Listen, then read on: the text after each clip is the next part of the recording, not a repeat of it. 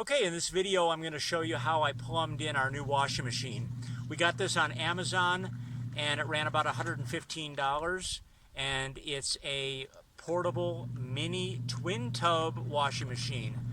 I want to give a shout out and a thanks to a guy named Mark Osborne. I'll leave a link in the description box below to his website. This guy was sending me messages and pictures of his clothing and his shop towels. He's a mechanic. And everything that he washes in one of these little machines in his shop, and it was absolutely crazy how clean the stuff got. So after hearing all of his messages and all of his ravings, we decided to go for it, and we're really glad we did. $115 delivered. I'll leave a link in the description box below for the machine that we have. It's not an affiliate link, it's just to let you see what we actually purchased. Okay, so let's get started. Okay, so in order to hard pipe in our drain from the RV as well as the new washing machine that we just acquired, what I'm going to do is I'm going to take this drain cap, which has a 3/4 inch garden hose male thread on it. I'm going to thread this onto here, which is just a garden hose adapter to 3/4 inch PVC. And I got lucky because what I'm going to do is I'm going to use 1 inch ranch pipe, which is like a polyethylene pipe, and a roll of 100 feet of it costs about 28 bucks. So what I'm going to do is, as you can see, this with a little bit of finagling fits on there perfectly. So the goal is to create a drain coming out of the RV. It's going to elbow down to the ground, go across the ground or underground with another elbow. I'm going to tee off of it to accept the hose from the washing machine and then continue it out to the French drain. This ranch pipe is easily cut with PVC cutters, makes a nice clean cut. And I have some hose clamps, but honestly I don't think I'm going to need it. These barbed fittings for 1 inch ranch pipe are actually thought of to be used under pressure and this hose will accept up to 100 psi pressure, and this is just going to be drained, so I'm not anticipating any leaking at all. So this should be a pretty easy, clean install. Okay, I don't want the ranch pipe going right into that French drain. I have a piece of 1.5 inch Schedule 40 PVC that I had used for the previous drain configuration. So I had to figure out a way now to make these two pieces couple together. So what I have is a 1.5 inch to 3/4 inch bushing, a male adapter, and going into the ranch pipe I have another 3/4 inch male adapter. I'll use a hose clamp on this, and then that with a small piece of PVC, 3/4 inch PVC, I'll glue that together, and that'll make our final connection. So I've got this piece made. It's going to connect to the sewer line here. It's a bayonet type connection, and then this is going to run down, L over, tee up to the washing machine, and then out to the French drain. Let me get it connected.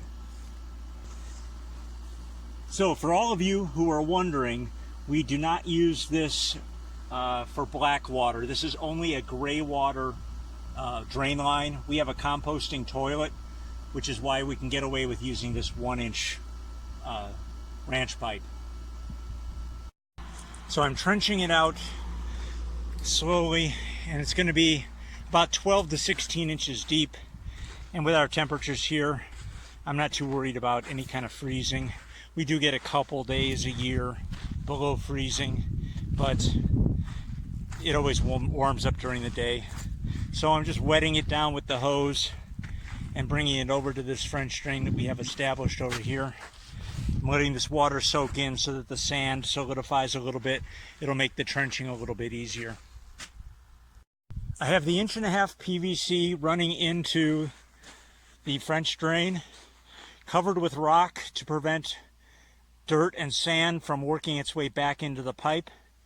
And now I'll make a connection right here on that male adapter. I'll make the connection with the ranch pipe, and then I'll run the ranch pipe all the way up to the trailer.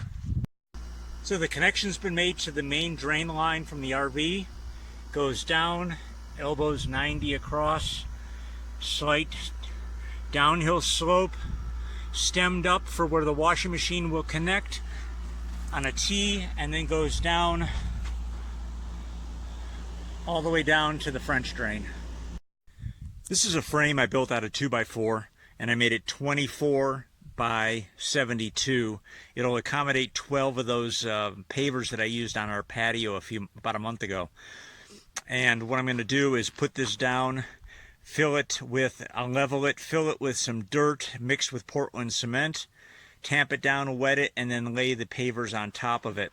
This was a typical situation where I purchased 2x4s probably about 6 weeks ago, and the problem with doing such things is trying to buy this kind of lumber in advance is the more it dries out, the twistier and more cupped and curved it becomes.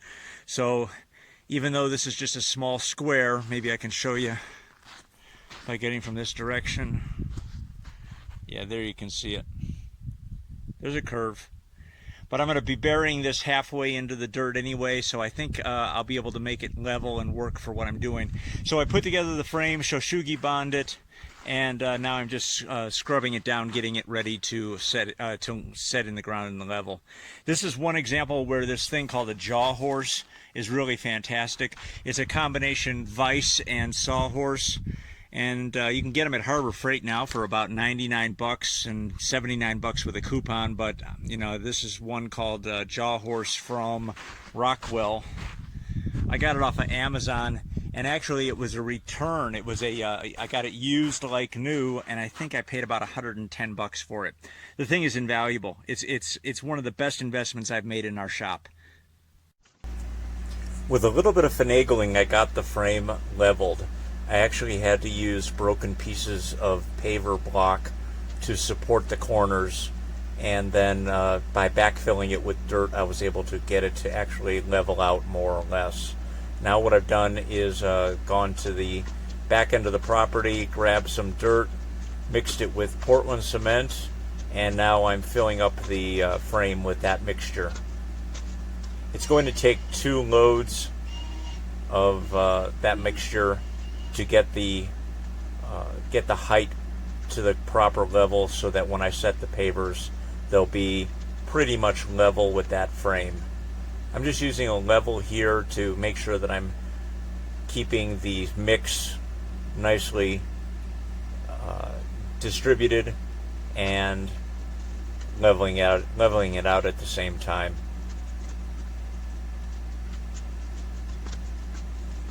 After I get done putting the mix in, I'll grab the garden hose and spray it down, and then give it a good tamp. And then after waiting about an hour or so, I will begin to set the pavers.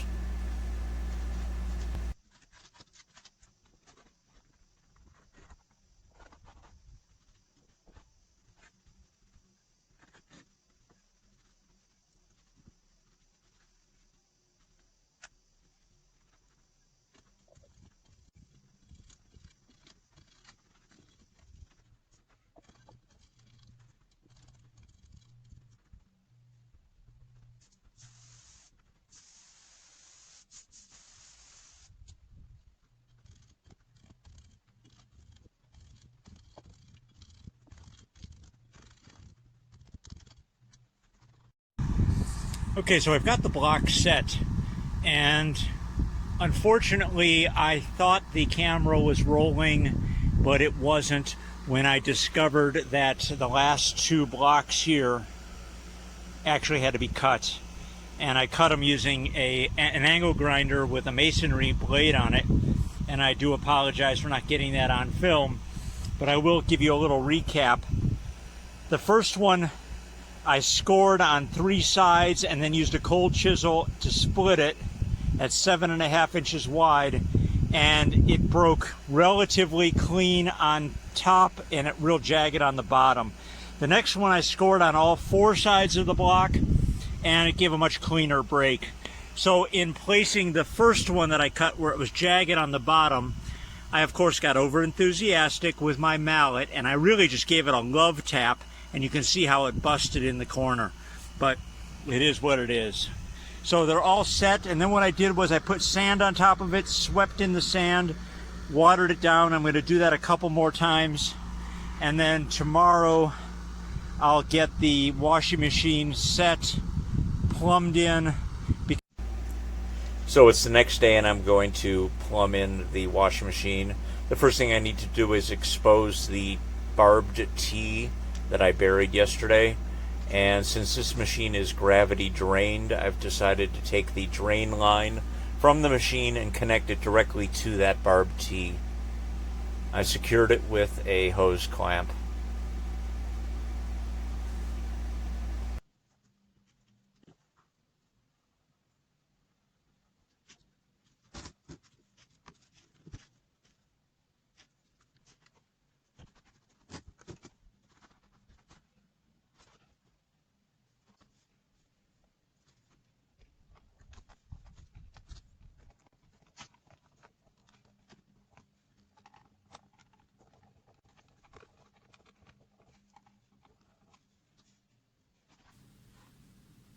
I had this shutoff valve that attaches to a garden hose with a long piece of tubing on it. I tried attaching it with a longer nipple here, but it was so soft it kept bending over because of the weight of the hose. So I cut it off right at the base, made the attachment here with a hose clamp, and now we can shut the water on and off right here or at the valve that's on the side of the trailer.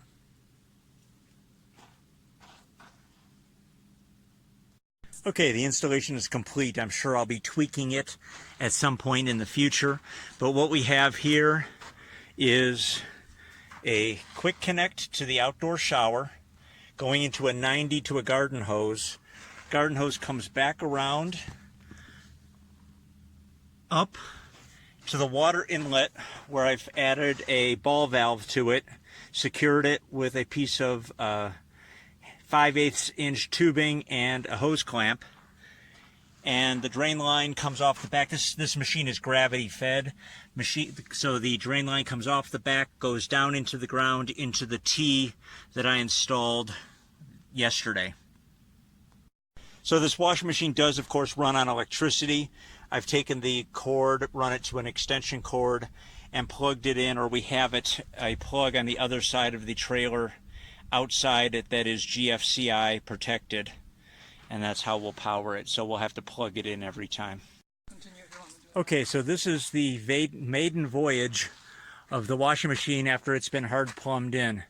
Yvonne has put the appropriate amount of water and soap inside, let it spin up, make a little bit of suds, and she's going to let it sit for how long? 10 minutes. 10 minutes, okay, 10 minutes, and then the wash cycle will probably be somewhere around 9 minutes. And then the laundry then gets drained. It's pretty simple. Let me show you. Set the time here for how long you want your wash cycle to be. Turn this switch to drain, and like I said in the previously, it's gravity drained. It'll drain into the drain I set up yesterday.